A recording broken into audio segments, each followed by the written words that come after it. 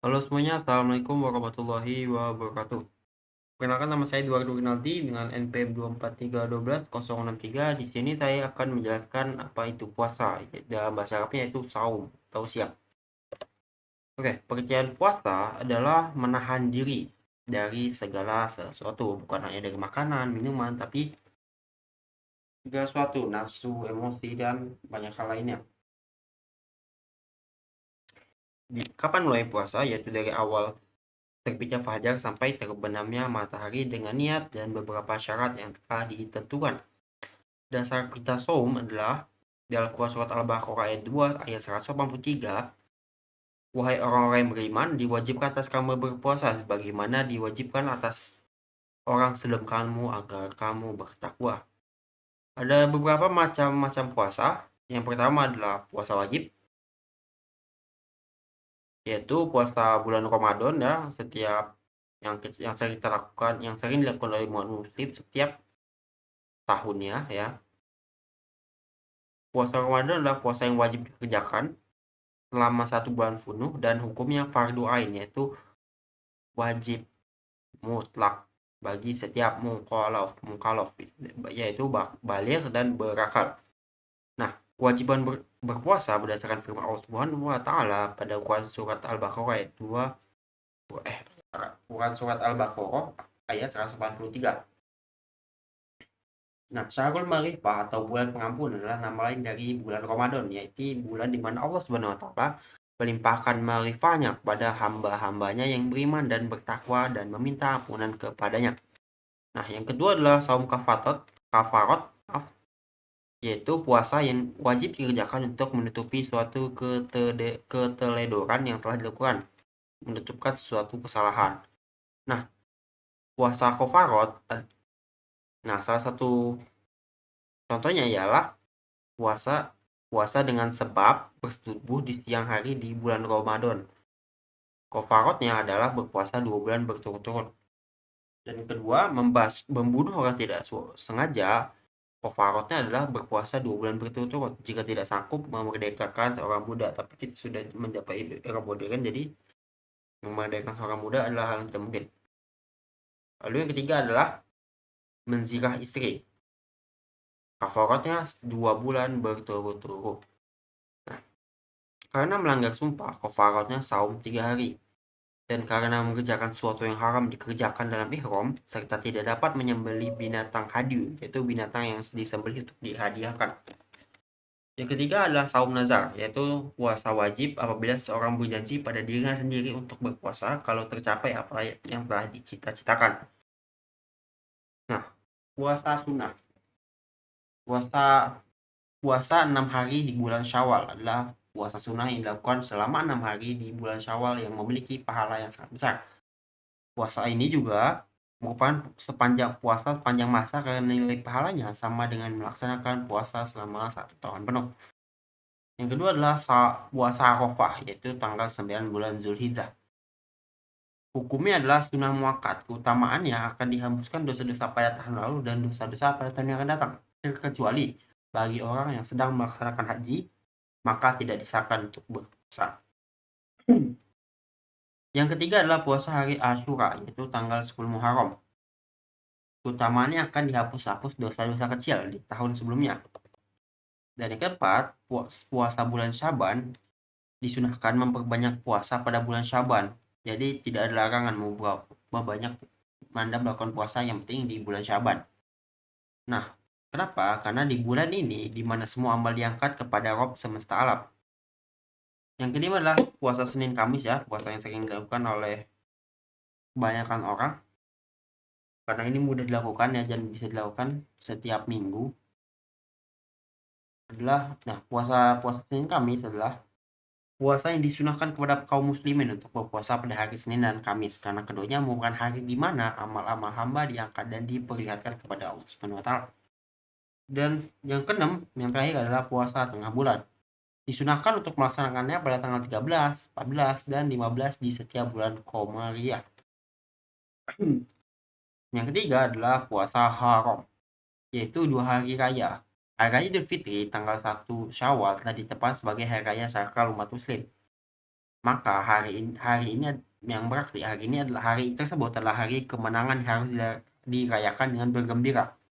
Karena itu, syariat telah mengatur bahwa di hari ini tidak diperkenankan seseorang untuk berpuasa sampai pada tingkat haram. Yang kedua, hari raya Idul Adha. Diharamkan untuk berpuasa pada hari ini karena umat Islam disunahkan untuk menyembelih hewan kurban dan membagikannya kepada fakir miskin dan kerabatnya serta keluarga. Yang kedua, hari tasyrik, maaf, adalah pada tanggal 11, 12, dan 13 pada bulan Zulhijjah. Pada 3 hari itu umat Islam masih dalam suasana perayaan Hari Raya Idul Adha, sehingga masih diharamkan untuk berpuasa. Nah, ada beberapa ketentuan puasa.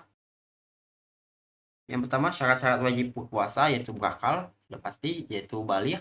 Bagi laki-laki ditandai dengan mimpi basah. 3, mampu berpuasa. Nah, syarat-syarat syarat-syarat yang menjadikan sah untuk berpuasa adalah pertama Islam sudah pasti, ya, dan yang kedua mumayyiz, yaitu mampu membedakan yang mana yang baik dan yang mana yang buruk. Ketiga, suci dari darah haid dan nifas untuk yang perempuan. Dan yang keempat, dalam waktu yang diperbolehkan berpuasa. Jadi hal-hal yang dilarang untuk berpuasa seperti yang dijelaskan saya tadi itu dilarang untuk puasa. Nah, rukun puasa adalah dalam hadis riwayat 5 ahli hadis, barang siapa yang tidak berniat berpuasa pada malam sebelum terbit fajar, maka bukanlah ia berpuasa. Menahan dari hal-hal batal saum sejak terbit fajar sampai terbenam matahari. Nah, hal-hal yang membatalkan puasa, makan dan minum sudah pasti. Muntah dengan disengaja, muntah yang tidak disengaja tidak akan membatalkan puasa. Terus yang ketiga, bersetubuh. Keempat, keluar darah haid atau nifas. Yang kelima, gila di siang hari. Dan keenam, keluar mani sebab bersentuhan dengan wanita atau istri atau dengan cara yang lain. Tapi dia keluar mani karena mimpi basah itu seperti tidak membatalkan puasa. Nah, sunah puasa adalah pertama menyegerakan berbuka puasa. Jika sudah yakin waktu berbuka, Rasulullah Shallallahu Alaihi Wasallam pernah bersabda, senantiasa manusia dan kebaikan selama mereka menyegerakan berbuka puasa. Hadis riwayat Bukhari dan Muslim. Terus yang kedua, berbuka dengan kurma atau sesuatu yang manis. Ketiga, berdoa sewaktu berbuka puasa. Keempat, mengakhirkan makanan sahur sampai kira-kira 15 menit sebelum terbit fajar. Nah, sebelum sholat azan subuh kalau di sini biasanya. Yang kelima adalah memberi makan yang berpuasa kepada orang yang berpuasa karena memperbanyak sedekah selama bulan Ramadan. Dan ketujuh, memperbanyak bacaan Al-Quran dan mempelajarinya serta mengikuti ceramah-ceramah Ramadan. Tingkatan puasa. Yang pertama, puasa awam, yaitu orang yang bisa menahan lapar, haus, dan hubungan seksual. Puasa khusus, yaitu puasa kategori awam dan sudah mampu mencapai panca-indera dari maksiat. Nah, yang terakhir adalah puasa istimewa, yaitu puasanya dikaderkan khusus dan sudah mampu meninggalkan penyakit hati, yaitu dari iri, dengki, dan lain sebagainya. Nah, yang tidak boleh berpuasa adalah yang boleh tidak puasa adalah orang sakit, wanita hamil, musafir, dan wanita menyusui. Rekomendasi dokter. Yang kedua adalah boleh tidak puasa dan tidak mengkodonya, tidak menggantinya, tapi harus membayar fidyah orang sakit dan tidak ada kemungkinan sembuh dan orang yang sudah pikun. Nah, puasa dan hikmahnya. Dari segi mental, sudah pasti target akhir dari tujuan puasa adalah untuk mendidik supaya menjadi orang yang bertakwa. Nah, kan takwa itu bertujuan untuk membawa seorang ke derajat paling tinggi dan mulia baik dari pandangan Allah maupun pandangan manusia. Manifestasinya akan terasa dalam jiwa orang lain yang bersangkutan, yaitu melatih jiwa dan watak, menempa jiwa supaya mempunyai kekuatan dan daya tahan yang tangguh, mengurangi atau mengendalikan serta membersihkan sifat rakus dan tamak.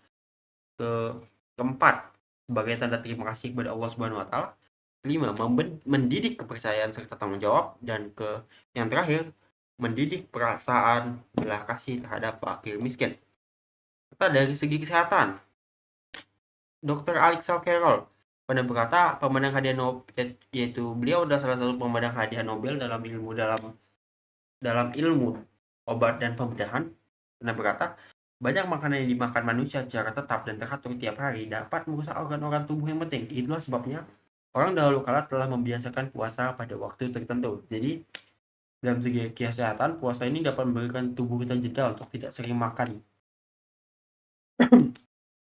Nah, Pelrutinga dalam bukunya The Zieken van Demark, dia tulis makanan yang mudah dicerna membawa bahaya jika dimakan melebihi batasnya. Karena yang di perut bekerja lebih banyak daripada semestinya sehingga perut menjadi besar dan buncit.